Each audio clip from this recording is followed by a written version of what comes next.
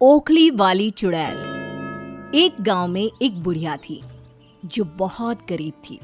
उसके 3 बेटे थे, चंगू, मंगू और छंगू। तीनों बचपन से ही जिस काम में लगते हैं उसको पूरा करके ही छोड़ते हैं।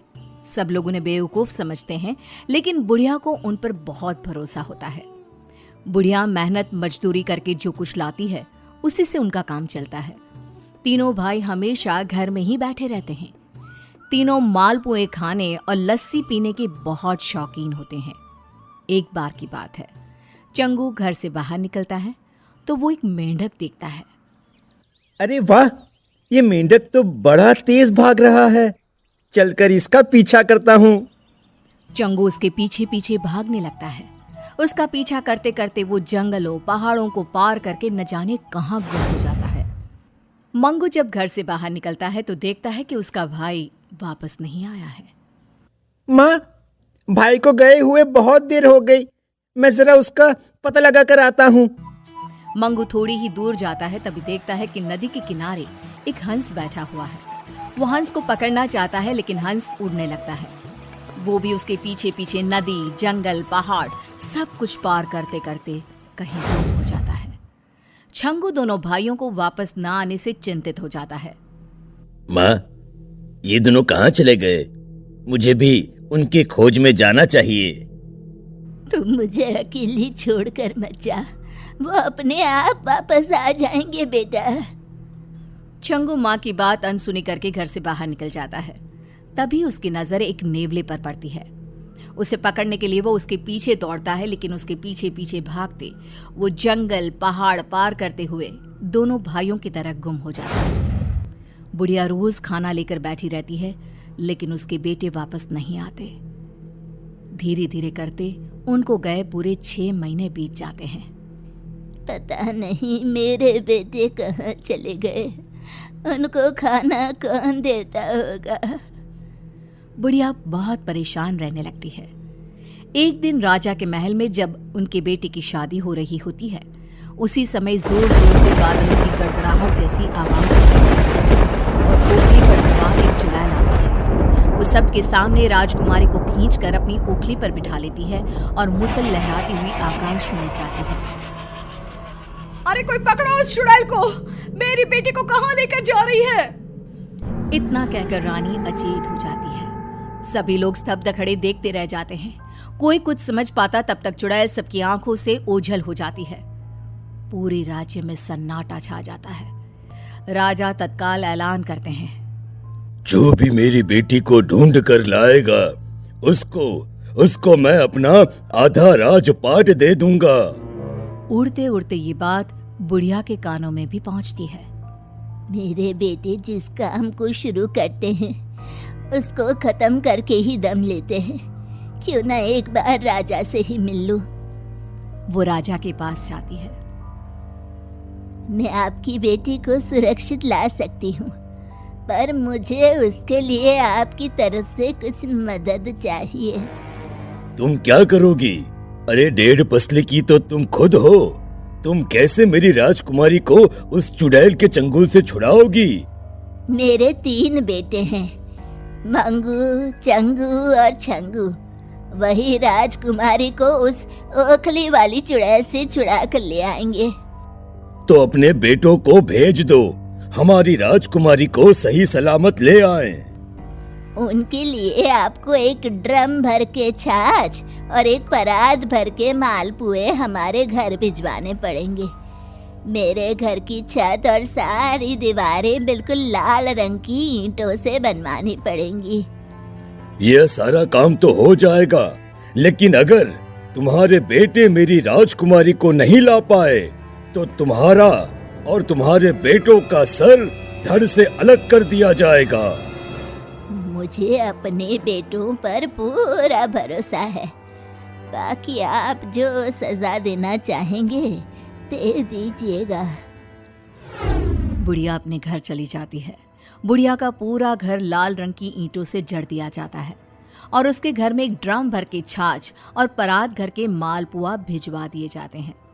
जिसके बाद बुढ़िया मालपुओं को घर की छत पर रख देती है। वहीं दूसरी तरफ एक बेटा जो किसी पहाड़ी पर एक गुफा में होता है, सुबह सूरज की चमकती रोशनी में अपने घर को बिल्कुल आग की तरह लाल देखकर तुरंत घर की तरफ निकल जाता है। तो बाकी दोनों बेटे हवा के साथ बहती मालपुओं की खुशबू से घर की तरफ खींचे चले आते हैं। जैसे ही तीनों घर लौटते हैं तो घर मालपुए और छाछ की सुगंध से भरा होता है। बुढ़िया अपने बेटों को देखकर खुश हो जाती है। मेरे बच्चों, कहाँ चले गए थे तुम? आंखें तरस गई थी तुम्हें देखने के लिए। अब जल्दी से छाछ पी लो और मालपुए खा लो। तुम्हें एक बहुत बड़ा काम करना है। माँ, पहले जी भर के खा लेने दो, फिर काम बताना। जब तीनों बेटे खा पी लेते हैं तब राजा की बेटी को चुड़ैल उठाकर ले गई और तुम लोगों की तरफ से मैंने राजा को कह दिया कि उनकी बेटी को मेरे बहादुर बच्चे यानी तुम तीनों जरूर ढूंढ निकालोगे। माँ, राजा की यहाँ कहलवा दो कि हमें एक रेशम के कपड़े की 100 मीटर की रस्सी बनवा कर दे दें। राजा के यहाँ खबर जाते ही 100 मीटर की रस्सी उनके घर पहुंच जाती है। बुढ़िया के बेटे दूसरे दिन रस्सी लेकर निकल पड़ते हैं। रस्सी का एक सिरा चंगू पकड़ता है और दूसरा सिरा छंगू पकड़ता है। मंगू बीच का हिस्सा अपनी कमर में बांध लेता है। तीनों एक साथ निकल पड़ते हैं और 2-3 हफ्ते तक जंगल, नदियां और पहाड़ों की खाक छानते रहते हैं। एक दिन वो तीनों एक बहुत बड़ी पहाड़ी पर घूम रहे होते हैं। वो देखो, लगता है वो चुड़ैल उसी घाटी में रहती है। पहाड़ी के नीचे एक घाटी थी। घाटी में उतरकर वे तीनों एक जगह बैठ जाते हैं। तभी एक कुएं से उन्हें रोने की आवाज सुनाई पड़ती है। चंगू झांक कर देखता है तो कुएं में कोई नहीं था। एक काम करो, रस्सी मेरी कमर में बांध दो, मैं नीचे जाकर देखता हूँ। लेकिन जैसे ही मैं कोई खतरा देखूंगा तो चिल्ला दूंगा, तब तुम लोग मुझे निकाल लेना। अगर तुम्हारी जरूरत होगी तो रस्सी छोड़ दूंगा, तुम दोनों नीचे आ जाना, ठीक है? इतना कहकर वो कुएं में उतर जाता है। कुएं में उतरते ही वो देखता है कि कुएं में एक सुरंग है। वो सुरंग में चला जाता है। सुरंग एक बड़े से मैदान में खुलती है और उस मैदान के पास ही एक बड़ी हवेली थी। वो हवेली की खिड़की से अंदर झांकने लगता है तो देखता है कि एक चुड़ैल ओखली पर बैठी है और उसके हाथ में मुसल है। वो मुसल घुमाती जा रही है। उसी के पास राजकुमारी बेड़ियों में जकड़ी बैठी है। तभी वो चुड़ैल अचानक हवा में उड़ने लगती है और हवेली के बाहर चली जाती है। उसके जाते ही रस्सी छोड़ दी मैंने, ऊपर खींच लो। मंगू अपनी कमर की रस्सी खोल देता है और उसी रस्सी के सहारे ही उसके दोनों भाई भी हवेली तक पहुंच जाते हैं। तब तक वो राजकुमारी की बेड़ियां काट चुका होता है। सब छुप जाओ, वो चुड़ैल आ रही है। उसकी ओखली की आवाज आ रही है। उसकी ओखली जादुई है। सब लोग रस्सी पकड़ लो। इस रस्सी को हम उसकी ओखली में बांध देंगे और उसके सहारे हम पल भर में यहाँ से दूर निकल जाएंगे। सब जोर से रस्सी पकड़ लेते हैं। तभी धड़ धड़ करती ओखली पर सवार वो चुड़ैल हवेली के बाहर तक आ जाती है। सब छुप जाते हैं। चुड़ैल जैसे ही ओखली से जमीन पर उतरती है, छंगू रस्सी ओखली में बांध देता है। तीनों मिलकर उसका मुसल छीन लेते हैं और उसी मुसल से उस पर धड़ाधड़ वार करते हैं। हाँ, ये तो बेहोश हो गई। चलो, इसके होश में आने से पहले हमें यहाँ से निकल जाना होगा। जैसे ही खुला आसमान दिखता है, सब के सब रस्सी पकड़कर ओखली में सवार हो जाते हैं और आसमान में उड़ जाते हैं। वो देखो, उस चुड़ैल को होश आ गया। तुम लोग चिंता मत करो, अब तो वो हम लोगों तक नहीं पहुंच सकती, क्योंकि उसका मुसल और ओखली हमारे पास है।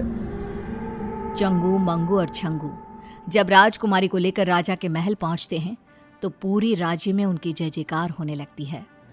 तुम तीनों बहुत बहादुर हो।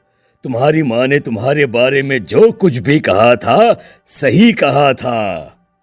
राजा तीनों को बहुत सारे इनाम देते हैं और अपने राज्य में ऊंची ऊंची पदवी देकर सम्मानित करते हैं। राजकुमारी की बारात फिर से आती है और धूमधाम से उसका विवाह हो जाता है। राजा अपने वायदे के मुताबिक उन तीनों को अपना आधा राजपाट दे देते हैं।